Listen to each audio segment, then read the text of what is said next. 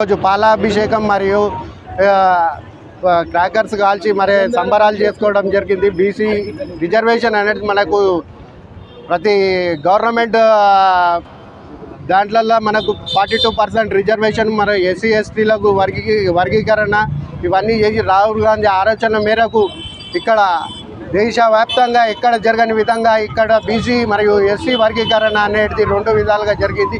దీని గురించి మేము రేవంత్ రెడ్డి గారికి మరియు మహేష్ అన్న గారికి, బీసీ మంత్రిగా పొన్నం ప్రభాకర్ గారికి మేము యాకత్పుర మరియు చార్మినార్ నియోజకవర్గ తరఫు నుండి కృతజ్ఞతలు తెలియజేస్తున్నాం.